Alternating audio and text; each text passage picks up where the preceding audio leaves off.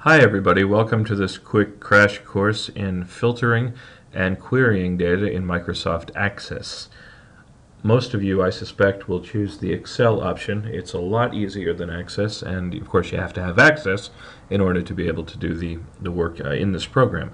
However, if you do have Access, it's a lot more robust and gives you a lot more options for querying than Excel does, including the option to save your queries so you don't have to redo them every single time you go to open the spreadsheet. You'll note that the Access database has a lot more tables in it than the Excel sheet. I didn't want to export everything into Excel and give you lots of sheets, so I just did the core information. But the Access database actually has multiple tables that relate together through common fields. That's why Access is called a relational database. The two that we're going to concern ourselves with for this quick exercise is the incidents table, which contains most of the key information about a crime. As you can see, everything from the date and time to the location type to a little story field that gives you a breakdown of what happened, a quick summary of the officer's narrative. So this is our primary table that has most of the information we need. However, it doesn't have information about what the crime committed was. All it has is a dispatch type, which may or may not be what in fact was found when the officer got to the scene. The information about the crimes comes from this other table called offenses. And the offenses table needs to be a separate table because you could have more than one offense for each incident. For instance, this incident here back in 2006 has an aggravated assault, a robbery, and a vandalism attached to it. Three fairly serious crimes, all attached to the same incident. If we take a look at that crime in the incidents table here, we find that the incident started off as a party, and then some people came into the room with baseball bats, demanded money, so there's your robbery. But when they were convinced to leave, one of them threatened to kill the motel clerk. That's the aggravated assault. And then he smashed the front door window of the motel. There is the vandalism. Okay, so we want that crime to come up regardless of which of those crimes we search for. If we want to know all of our past robberies, we want to see that. If we want to know all of our past vandalisms, we still want to see that. This is something that's only possible with a relational database and not possible through a flat file format like the Excel file.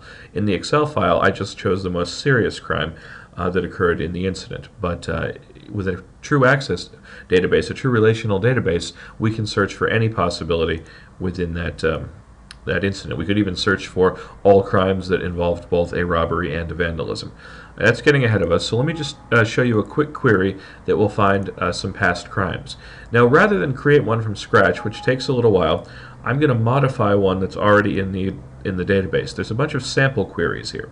Queries are where we ask questions about data that's stored in tables. Okay, tables store data. Queries ask questions about that data that's stored in tables. There are other Access objects too, like forms and reports and macros, and I'll leave you to explore those on your own later. I gave you a link to a chapter that you can read if you want to know about all of the Access parts.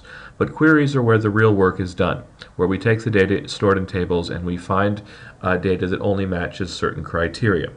Now, there's multiple different types of queries in here, from those that simply filter and find only cases that match a particular set of criteria to those that aggregate, that count up by some category. For instance, this query here aggregates by the offense type and the year. So it counts up how many incidents of each type we had for each year. There are queries that do calculations and expressions. For instance, there's one here somewhere.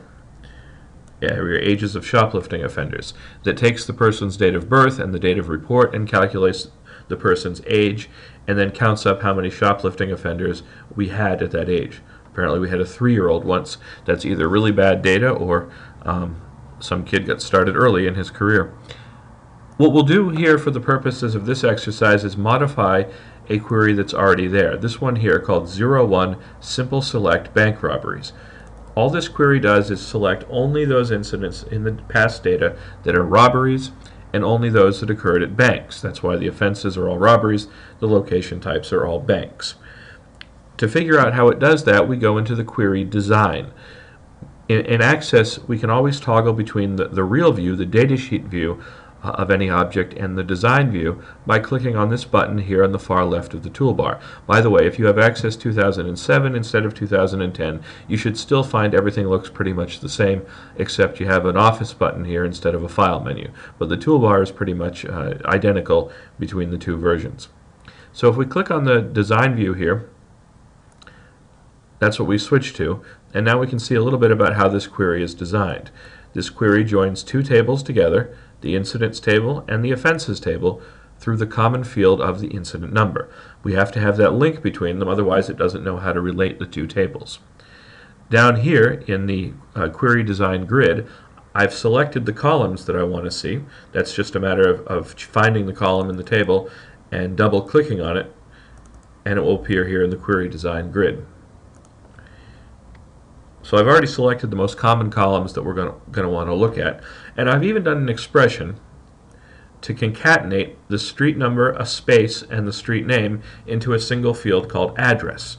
Okay, there's no field called address in the incident table, but when we run the query, there is one here in the query because I created it through a combination of the street number, a space, and the street name.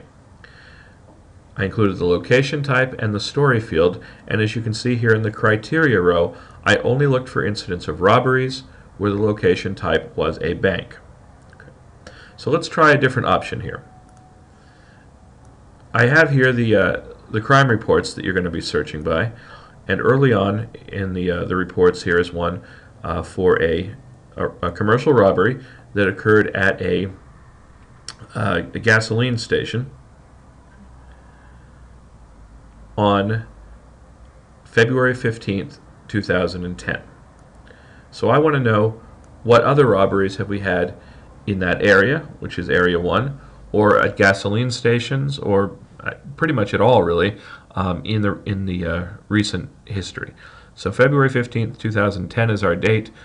Robbery, gasoline station, Area 1. So we don't have the area column here in our query design, so I'm going to select that from the incident table. I double click that, and that just got added here to the query design. So I'm going to look for all robberies in Area 1 that occurred recently. So first I'm going to delete the location type criteria for the bank. I don't want to just search for banks anymore. And when I say recently, I want to search for everything that preceded the current date. So even though our data set goes to December 31st, 2011, when we search for past crimes, we're going to pretend that our data only goes through the day of the crime that we care about. In this case, February 15th, 2010. So I'm going to look for anything that occurred before February 15th, 2010. And I do that by using the less than symbol on the keyboard. Actually, I'm going to do less than or equal to. So that's a less than symbol followed immediately by an equal symbol. So the less than symbol is the shift and the comma. Less than or equal to 0215-2010. Notice I put the slashes in there, and when I leave the field, Access puts number signs around it to indicate that it knows that I'm looking for a date. That's Access's way of annotating a date. It annotates text with quotes around it, like here in robberies, but a date with number signs around it. Okay. Now, that'll find me everything that's happened lately, but let's narrow it down just a little bit. I'm going to search only for incidents that occurred in Area 1. And in my particular database, the areas have an A preceded by the number of the area. Now, if I didn't know that and I just looked for 1, when I ran the query, I wouldn't find anything at all. Okay, so you have to know a little bit about your data before you can effectively query it. A1 will find everything in Area 1. I run the search, and right now the data is sorted in ascending order. I want to turn that around and put the more recent incidents on top. So back in Design View, I'm going to go here to the Date of Report field, and I'm going to tell it to sort, see the sort row, in descending order by the date of report. Now when I view it, I see the more recent incidents on top. This one right here is the one that's in that report. Okay, 240 Pacifica Way, which is a gasoline station. Note how that's entered, gasoline station. We're going to have to use that in a little bit. So I look over here to the data, and I find that we've had a number of incidents at gasoline stations so far in 2010. These three, anyway, right here. The next one goes all the way back to August 2009, so maybe not much of a candidate. That's a street robbery too. So, and then before that, we go all the way back to March 2009. So probably these are the only ones that I want to focus on. So now I have to read these stories and find out, are there enough commonalities in these incidents that I think that they're probably related in a crime pattern, and that it boils down to an analytical judgment at that point. I probably should have put the time field in here. That would help us figure out some more information about the what the offender's doing and what his preferences are. There we go. So we've got 3 nighttime robberies at gasoline stations in Area 1 recently. Now, maybe we have a pattern, but the search doesn't end there. What about gasoline stations that aren't in Area 1? Maybe the offender isn't choosing just a particular area. Maybe it's the gasoline stations he cares about. So I can go back to Design View, and instead of looking in just Area 1, I'll look for gasoline station. And remember, if I type gas station or service station, it's not going to find anything.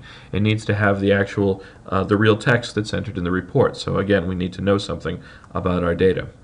I run that, and I find the same 3 incidents that I found before.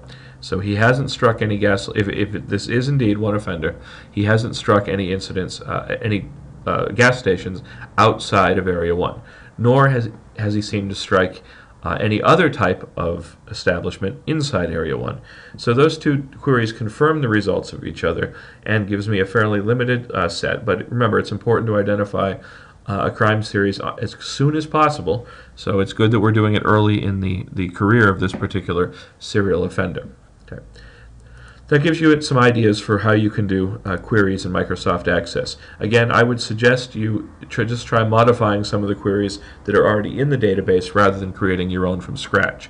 If you want to learn how to create your own from scratch, you can use the chapter in Microsoft Access that I uploaded as an optional reading in the course readings this week. Experiment, try different combinations of criteria, and let me know how it goes. If you have any questions, always feel free to email me or call me. Thank you.